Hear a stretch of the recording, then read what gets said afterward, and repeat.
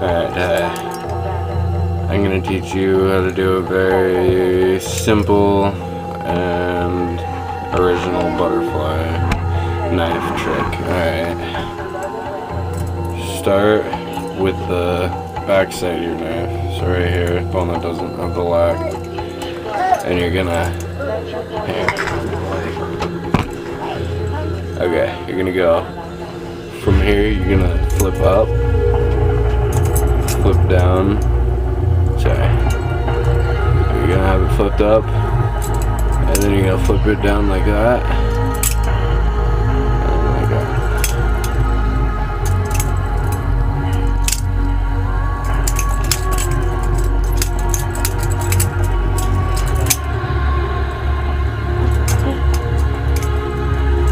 Pretty simple, just 1, 2, 3. 1,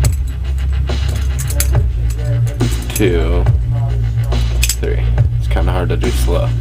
1, 2,